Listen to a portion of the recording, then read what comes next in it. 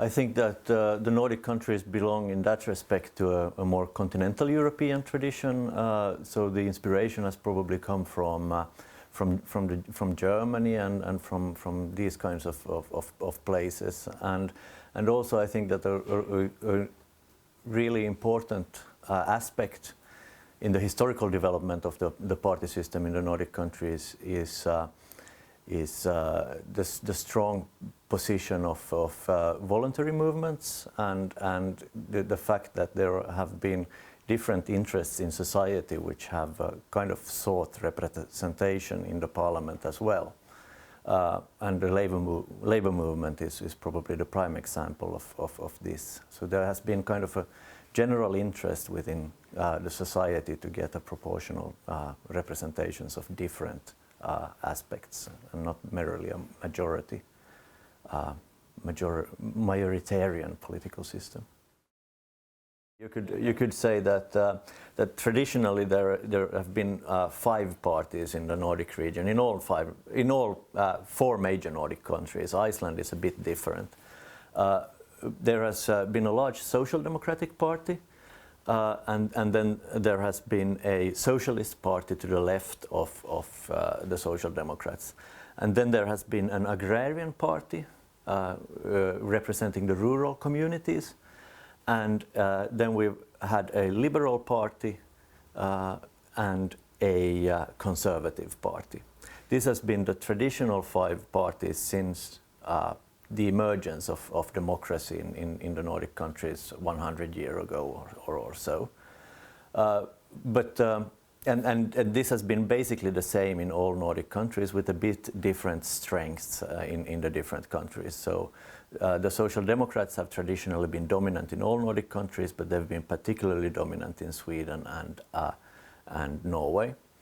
And then among the 3 parties to the right, I'd say that Finland has an exceptionally strong center party, exceptionally strong agrarian interest, and Denmark also. Recently, this 5-party system has developed and perhaps changed a bit. So we've seen the rise of different parties. For example, the Greens, which is a kind of environmental party, is very strong in Finland and also in Sweden to a certain extent. And then we've all seen since the 70s a rise of different form of nationally conservative populist parties. So the traditional 5-party system has kind of developed into a 7-party system, although in different ways in the different Nordic countries. I mean, the advantages are kind of obvious in the sense that a multi-party system, it's easier for people to get engaged, and it's easier to find a representative or a party that represents your own political views. But I think that in an increasingly kind of polarized and increasingly tense political atmosphere, there might be certain disadvantages. And if you look at the Swedish elections, which took place in the autumn of 2018, it took a huge time for them to agree upon forming a government, because the parties, the political landscape was different and interrupted from the traditional points of view, and there were a lot of parties in the parliament, and it was very difficult to find a majority for a solid government.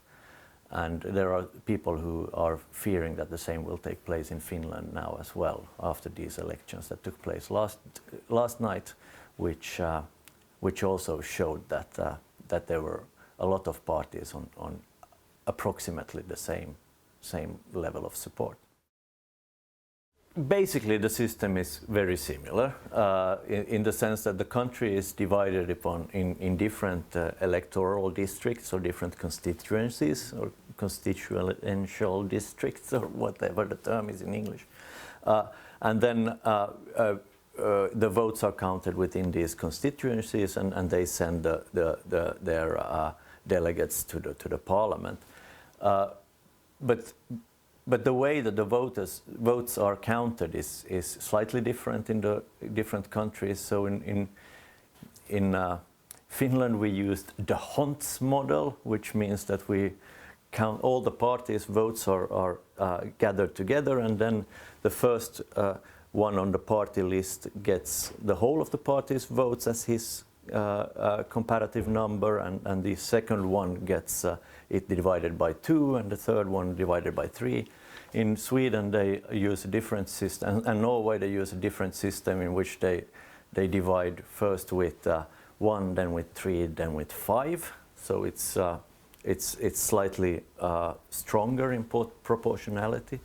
The Finnish system is a bit more advantageous to the larger parties, but on the other hand, in Finland we don't have an electoral threshold, which they have in both Sweden and Norway. Or in Sweden it is 4%, and in Norway I think it's 3%, and it's 3% in Denmark as well. In Finland we don't have an electoral threshold because of different historical reasons, mainly regarding the Swedish minority, so that the Swedish minority will not ever fall out of the parliament. So to sum up, I think that the systems are very, very similar, but the electoral threshold in Norway and Sweden is a difference to Finland, and then I also think that one significant difference between Finland and Norway and Sweden is that Finland, we have a system where we vote on persons, on individuals as well as parties, while in Sweden and Norway they only vote on party lists. That is a question that many people have sought to answer, and there are different opinions on that. I think that one major reason is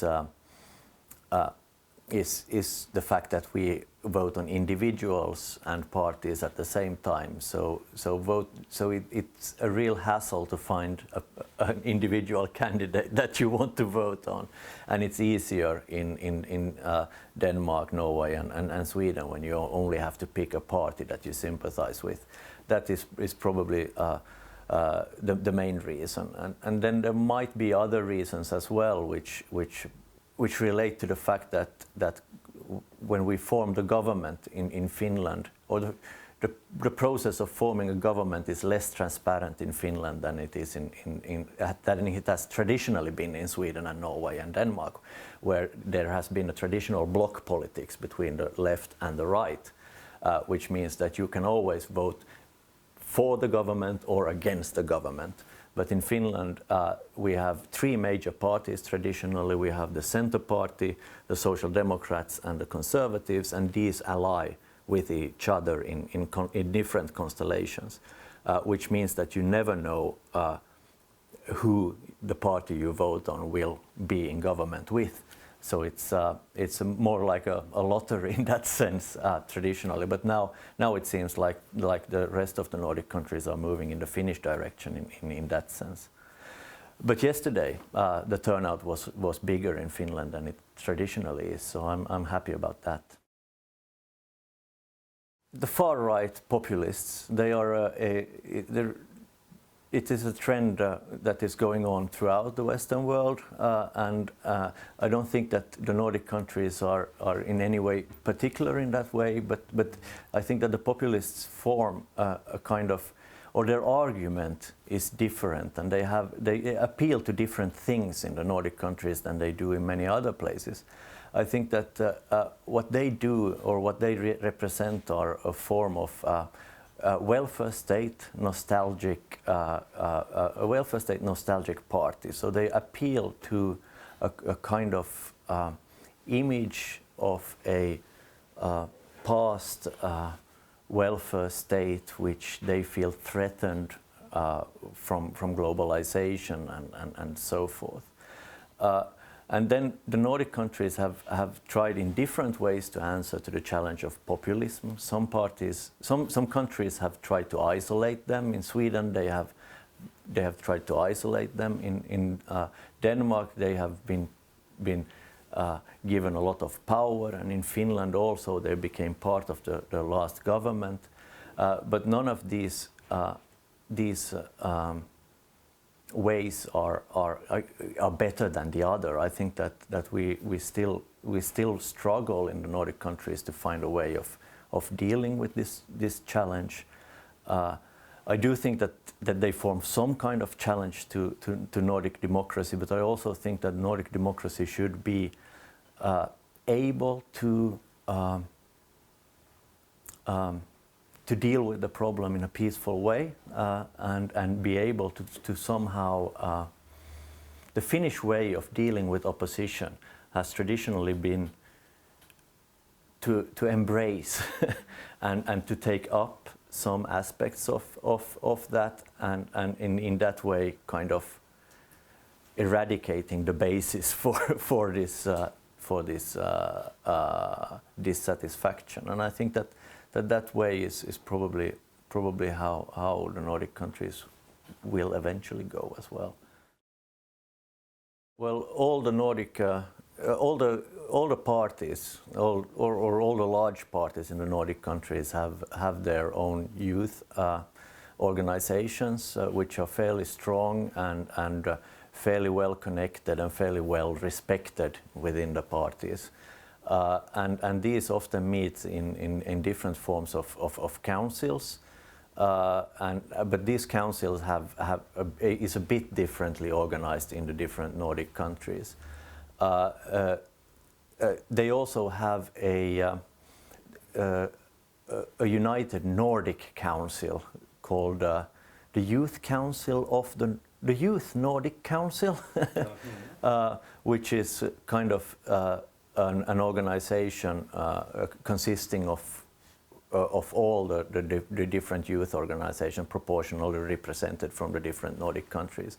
And this is then connected to the Nordic Council, which is the parliamentary organization for Nordic countries. So there is a rather strong presence of youth movements as well within the political system in the Nordic countries, I would say. I think that it's a very difficult question, and I think it's a trend that is visible all over the world. And I think that it is perhaps the Nordic countries have been spared of this phenomenon traditionally, because the political parties in the Nordic countries have been organized as voluntary movements. So they have had a lot of members and been based upon a lot of kind of civil activity, and the youth organizations have played a huge role in this. But nowadays, I think that the young people find different ways of being politically active than joining a party, which means that they mobilize, for example, on social media or on demonstrations or in these kinds of ways. And they kind of communicate their political participation in this way rather than joining a party. And I think that this is reflective also in the way that young people participate in voting, because they perhaps don't feel that these traditional parties represent their interests in the same way that these new forms of mobilization, the environmental movement or these kinds of things, they don't feel at home in this traditional party system, and that's a huge concern, I think. I don't know exactly what we can do about it, though. I think that if you look at how the Finnish youth voted last night, I think that you'd find that very few of them voted for the Social Democrats or the Centre Party or even for the Conservatives. I think that you'll find that the young people, they voted for the political extremes for the populist parties or for the Greens or for the left-wing parties, and I think that the political system in the Nordic countries, as elsewhere in Europe, is in a turbulent phase, and we need to find a way of kind of including young people again. There have been some discussion in the other countries as well, and they've been looking at the Finnish example and discussing whether something similar should be introduced there as well. But so far, nothing has really materialized. So there is no citizens' initiatives in the other large Nordic countries. There is no in Sweden, Norway, or Denmark. There is a common European one, but that is rather complicated. But they're closely following the Finnish initiative, which was introduced, as you say, some years ago, and they're really interested in it. Yeah, well, there has been. I mean, looking at the website, there is always some rather crazy proposals, which are they try to get the amount of votes required, and there has been also a discussion on whether the amount of signatures that a citizens' initiative has to have before it's put out to Parliament, whether that should be raised from 50,000 to something higher. I don't think that there is a problem. It is a problem per se that there are crazy initiatives being proposed because they never get enough votes, and the really important ones, they tend to get a vote. The problem I think with the rather low threshold of 50,000 signatures is that the Parliament does not really take it seriously when they come to the Parliament. So far, the citizens' initiatives have basically been usually ignored by the Parliament, and I think if the threshold would be raised to the double or something like that, I think that the magnitude and the force behind the citizens' initiatives would be greater. I would probably. I mean. I'm a Finn, so I'm allowed to talk about Finland. I think that the introducement of the female vote in 1904 in Finland was really a proud moment. Another one which I would highlight is that. I don't know if you're aware that Finland had a civil war in 1917 and 18, and this war was a really bloody war, and there were camps where a lot of people died, and one really significant episode was when the Social Democratic when Finland elected a Social Democratic Prime Minister from the losing side of the Civil War, less than 10 years after the Civil War, and he stood and greeted the Finnish army, and which was the army that had defeated his side in the Civil War, and he was kind of in charge of that army. That's a beautiful image for me as well of Nordic democracy overcoming its hardest moments. One important aspect was the general geopolitical situation during the 20s and 30s, which was increasingly polarized world. And in this setting, Finland had different options of orienting itself towards Germany or orienting itself towards Eastern Europe, or to become a Nordic country. And Finland chose to stress the kind of Nordic element in its history and the Nordic element of its historical traditions and political system, and took example from Sweden and Denmark and Norway, and also tried to engage in political cooperation with the three Scandinavian countries. And I think that that was tremendously important for Finland at this point in time. Finland was one of the only countries which became independent in the early 20th century, which survived as a democracy through the 30s. Most of the Eastern European countries which were founded after the First World War became different forms of totalitarian countries. But I think Finland survived thanks to its Nordic legacy, but not only thanks to its Nordic legacy, but also because it chose its Nordic legacy above other possible paths. The Labour parties came to power in all Nordic countries in the 30s, but in a bit different ways. And part of this Labour Party taking over control of government was also the strong position of the labour unions. All the Nordic countries, and particularly Sweden, experienced a lot of strikes in the 20s, and there was a lot of turbulence on the labour markets.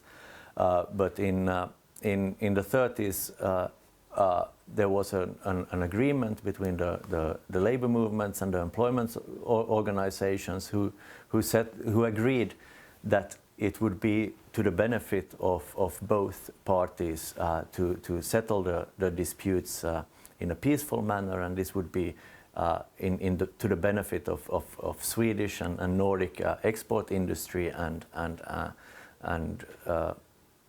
it would be to benefit of all. And this has formed the basis of the kind of Nordic democratic system ever since.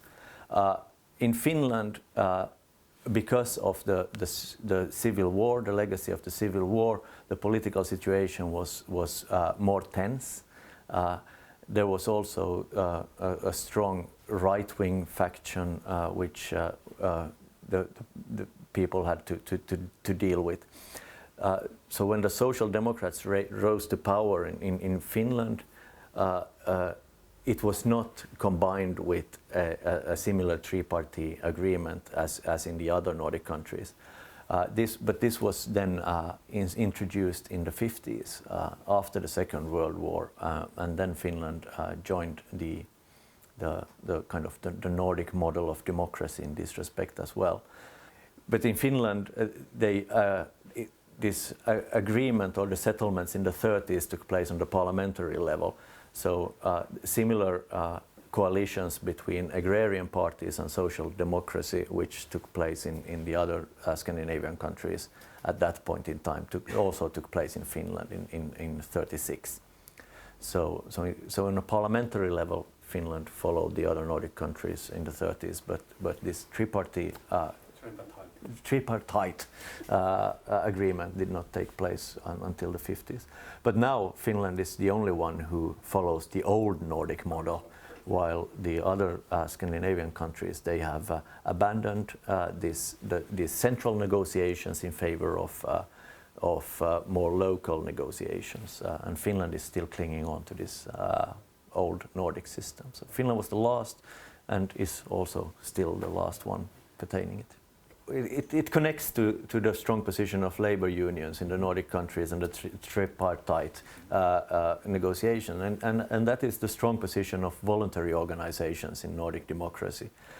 I think that the classical political system in the Nordic countries is built upon voluntary organizations that ordinary citizens, if they're interested in cycling, they join the cyclist club, the voluntary organizations for cyclists. If you're interested in Nordic cooperation, you join the Nordic Association. Whatever your personal interest is, you join the association.